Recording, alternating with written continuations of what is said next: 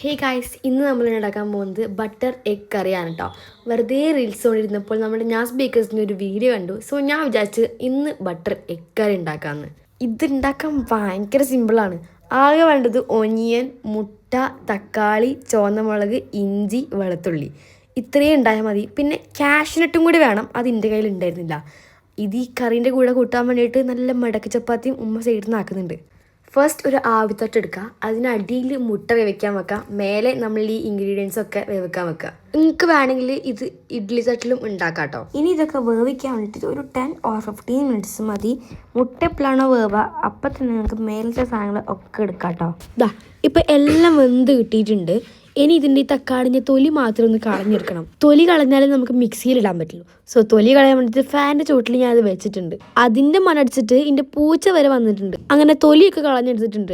ഇനി മിക്സിയിലിട്ട് ജസ്റ്റ് ഒന്ന് അടിച്ചെടുക്കണം. മുട്ട ഒഴികെയുള്ള ബാക്കി എല്ലാം അടിച്ചെടുക്കണം കേട്ടോ. ഞാൻ ഇന്നൊന്നും ഇട്ട് തീരില്ല, അതുകൊണ്ടാണ് നിങ്ങൾക്ക് സ്പീഡിലിട്ട് കാണിച്ചിരുന്നത്. ഈ സമയം കൊണ്ട് മുട്ട ഒന്ന് തൊലിച്ച് മാറ്റി വെക്കുക. ഇനി നമുക്ക് ഇതൊന്ന് മിക്സിയിൽ അടിച്ചെടുക്കണം. നല്ലൊരു പേസ്റ്റ് രൂപത്തിൽ ആവുന്നത്രയോളം അടിച്ചെടുക്കണം കേട്ടോ.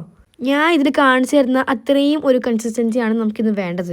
ഇനി നമുക്ക് ഇതും മുട്ടയും കൂടിയാണ് വേണ്ടത്. അതിന് മുമ്പേ നമുക്ക് ബട്ടർ വേണം. സോ ബട്ടർ എടുത്തിട്ട് ബട്ടർ ഇത്ര ഫുള്ളാണെങ്കിൽ അത് ജസ്റ്റ് ഒന്ന് ഹാഫ് ആക്കുക. ബിക്കോസ് നമുക്ക് കുറച്ച് ബട്ടറേ വേണ്ടൂ. എൻ്റെത് ഫുള്ളില്ല എങ്കിലും ഞാൻ അത് ഹാഫായി കൊടുത്തു. ഇനി നിങ്ങൾ കറി ആക്കാൻ ഉദ്ദേശിക്കുന്ന പാൻ എടുക്കുക. അതിൽ ബട്ടർ ഇട്ട് കൊടുക്കുക. പിന്നെ നമ്മളുടെ സ്മൂത്തി പേസ്റ്റ് അതിലേക്ക് ഒഴിച്ചു കൊടുക്കുക. നന്നായിട്ട് ഇളക്കി കൊടുക്കണം. ഇളക്കൽ വിടാൻ പറ്റില്ല എന്ന് ഞാൻ പറയുന്നില്ല, എന്നാലും ഇളക്കി കൊടുക്കണം. പിന്നെ ഇങ്ങനെ കുമ്പളകളൊക്കെ വരുമ്പോൾ ഒന്ന് അടച്ചുകൊടുക്കുക, ഇല്ലെങ്കിൽ പുറത്ത് മൊത്തം ആവൂട്ടാ. പിന്നെ ഉപ്പ്, കുരുമുളക്, മഞ്ഞൾപ്പൊടിയൊക്കെ ഇട്ട് കൊടുക്കുക. ഇനി നമുക്ക് ആവശ്യം കസൂരി മേത്തി, ഫ്രഷ് ക്രീം, മുട്ട ഇതൊക്കെയാണ് കേട്ടോ. തിളച്ച് വന്ന നല്ല കറിയിലേക്ക് മുട്ട ഇട്ട് കൊടുക്കുക കേട്ടോ. ഞാനിവിടെ 5 മുട്ടയാണ് എടുത്തത്. നിങ്ങൾക്ക് നിങ്ങളുടെ വീട്ടിലെ ആളനുസരിച്ചിട്ട് മുട്ട എടുക്കുക കേട്ടോ. അതിൻ്റെ മേലെ കൂടെ ഫ്രഷ് ക്രീമും തൂവി കൊടുക്കുക. നമ്മളുടെ കസൂരി മേത്തി ഇട്ട് കൊടുക്കുക.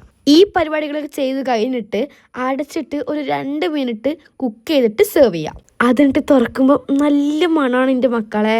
പിന്നെ നേരത്തെ ഉണ്ടാക്കിയ നമ്മളുടെ മടക്ക് ചപ്പാത്തിയും ആ കറിയും കൂട്ടി കഴിച്ചാണ്ടല്ലോ, ഇത് നിങ്ങൾ എന്തായാലും ട്രൈ ചെയ്ത് നോക്കുക. ബിക്കോസ് അത്രയ്ക്ക് ടേസ്റ്റാണ്.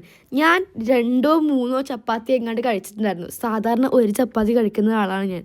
സോ വീട്ടിൽ മസ്റ്റ് ട്രൈ ചെയ്യേണ്ട ഒരു സാധനമാണ്. അപ്പം റെസിപ്പി ഇഷ്ടപ്പെട്ടാൽ സപ്പോർട്ട് ചെയ്യുക, ഫോളോ ചെയ്യാം കേട്ടോ. അപ്പം അടുത്ത റെസിപ്പി ആയിട്ട് വീണ്ടും വരാം. ബൈ.